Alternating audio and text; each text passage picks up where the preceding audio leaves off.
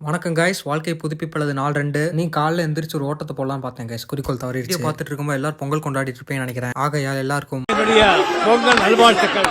சூடா கட்டிங்க போட்டு வண்டி எடுத்துட்டு எரிபொருள் நிரப்பிட்டு நண்பரை கூப்பிட கிளம்பியாச்சு. கைஸ், நம்ம டிமிக்கி நண்பர் இன்னைக்கு ஒரு ஓலாவை கொடுத்துட்டாரு. ரைட்டு, அவர் நம்மனா வேலைக்கு ஆகாதுன்னு ஜிம்முக்கு வந்துட்டேன். நம்ம டிமிக்கி நம்பர் இருக்கார் இல்லையா, அவர் நம்மள இன்ஸ்பிரேஷனா எடுத்துட்டு ஏதோ வீடியோ போட போறாரு. அதனால புதுசா சேனல் ஆரம்பிச்சிருக்காரு. கீழே டேக் பண்றேன், நம்ம சார்பா ஒரு வாட்சா போட்டுருங்க. சரி ஓகே, நம்ம நேற்று மீன் வளர்க்கறதுக்கு டப்பா வாங்கியிருந்தோம் இல்லையா, அதுல போட ஒரு 4 கப்பீஸ் வாங்கிட்டு வந்தாச்சு. வாங்கிட்டு வர வழியில ஒரு நாய் ரோடு கிராஸ் பண்ண தெரியாம நடு ரோட்ல நின்றுட்டு இருந்துச்சு. பாவம் பொம்பளை நாய் போல. அதுக்கு கொஞ்சம் உதவிக்கரம் பண்ணிட்டு வீட்டுக்கு வந்துட்டு ஒரு இளநியை போட்டாச்சு. காலைல சாப்பாடுக்கு கொஞ்சம் ஓட்ஸும் 6 முட்டையும் சாப்பிட்டுட்டு ஒரு மீன் எண்ணெயை போட்டு எடிட் பண்ண உட்காந்துட்டேன். மீன் செட்டப் வாங்கிட்டு வந்தோம். ரிலீஸ் பண்ண சொல்லி கோர்ட்ல இருந்து உத்தரவு வந்துருச்சு. சரி ஓகே, அதுக்கான பணிகள் பார்த்துட்டு நேற்று நம்ம தண்ணி செக் பண்றதுக்கு ஒரு ட்ரம் எடுத்து சொலட்டை போட்டு வச்சோம்ல, அது அவ்வளவுதான், வேலைக்கு அவ்வளோ தூக்கி போட்டாச்சு. சரி ஓகே, நம்ம பயல்களை விடுவிக்க தீவிரமா செட்டப்ஸ் எல்லாம் போயிட்டு இருந்துச்சு.